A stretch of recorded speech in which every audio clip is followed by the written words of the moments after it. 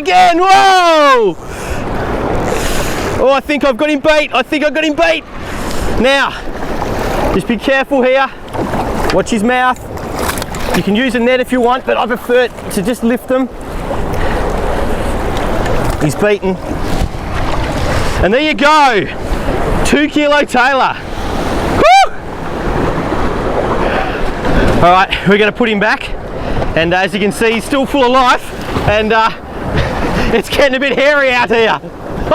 I love it. Let's put him back.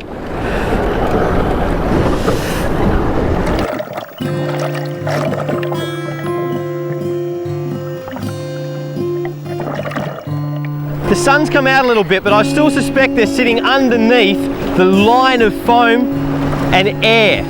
There's lots of air bubbles on the surface from the wave action.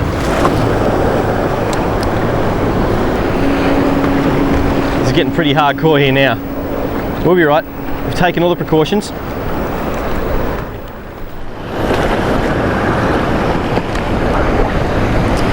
Now that was bad timing. I wasn't watching the waves, and what happened was I dropped it right in front of the swell, picked up my muley and tumbled it out into the middle of no man's land. So I'll be surprised if I hook anything this time.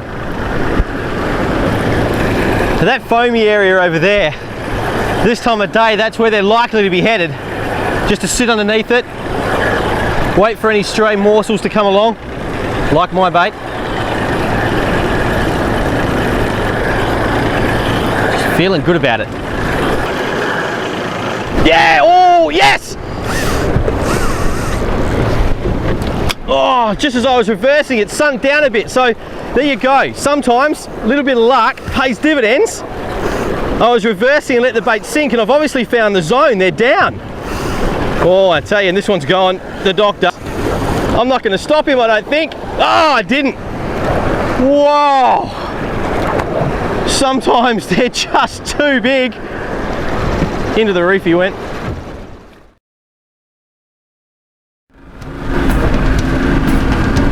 You'll probably notice that I keep the engine running all of the time, and that's a safety thing. Sure, it's noisy, but the last thing you want to do is get a flat battery or find out your electrics have gone when you're trying to start your engine and a wave's coming charging at you. So keep your engine going and have an auxiliary if you're going to do this, if you really want to be safe.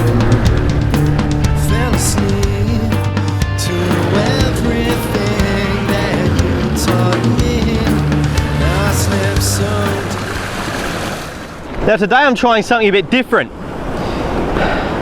Uvella have just released a range of chemically sharpened gangable hooks in the 2.0 range, and I'd normally use 5.0s out here, but the muleys have been quite small lately, so I've gone down to 4 2.0s, which in theory is going to grab the tailor in the side of the jaw a bit more than the 5.0s, which can go right down inside them. So if we're going to release fish, these Uvella hooks might just do the trick. I'm getting that right over into the foam. It's about 7:30 in the morning, and the tailor will be going down. As the sun comes up, the tailor go down. And this is the time you're going to lose more rigs, but it's worth it. Don't waste a lot of time by going a slow retrieve all the way to the boat. Once you've got it about 10 metres past the foam, you can just about scoot it back in and have another crack before you drift out of the casting zone. That way you get 2 or 3 casts every trip in, and I'm getting a bite. Yep! Oh geez, that came out of nowhere again. Oh, it's not a bad fish either, I think. Whoa, now, this is another benefit of pointing your back to the reef. The wind is pushing me not only to safety, but away from the reef. So the fish is going to have no chance of putting me under. The only way I'm going to lose this one is if I do something silly, like lock the drag up or panic. No need to panic. He's feeling fairly weighty, this fish. Now this were a good balanced outfit with your drag set perfectly. See, it's taking line, I'm letting him take line. Don't lock up, clamp your hand on the spool or do silly things like that. Use the rod. When he tries to run, just drop your rod tip with him, just like that. See, he's not getting any line, but he's tiring himself. Use everything to your advantage, and here he comes. Oh, he came to the top, didn't like the look of me. He's gone back down. But we're so far away. Here he comes, here he comes. Oh, nice fish too. Oh, this is a beautiful fish, and here he comes. Oh, he saw me, he didn't like the look of me at all. Oh, his fins are glowing blue. What a beautiful fish. Oh, that's fantastic.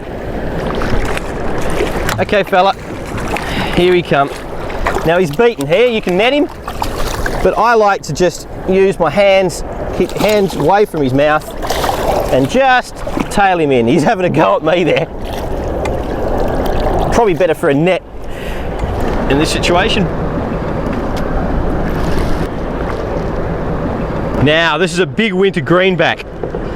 And look at the choppers on this chopper. You put your finger in there, he's likely to have a go. He may look like he's being all passive, but if I put my finger anywhere near that mouth, he's going to chop it to the bone, so I'm going to keep it well clear.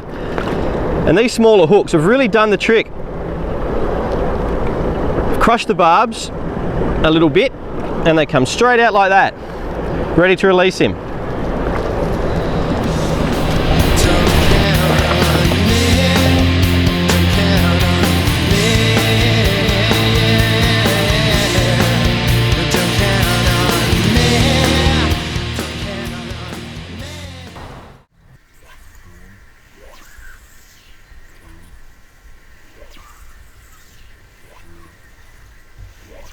Used to go fishing with my father all the time, and he's the one that always used to take the knots out, because forever casting in when you're a kid, you can't just sit there and do anything. And in England with coarse fishing, you tend to just sit there and look at this float all day, but when you're a kid you have to do something all the time.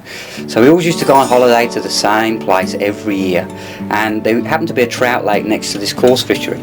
So I hounded my dad all the time for a fly fishing lesson. It was actually on my 11th birthday he turned up with this fly fishing lesson, and a very wise old man like yourself took me under his wing, only for probably about 10-15 minutes. He showed me the basics in trout fishing, and I thought it was fabulous. You was always casting in and out, and being 11 years old, it was just fantastic just to keep doing something all the time instead of sitting there. And from there, that day I caught 2 trout, and really it just went on.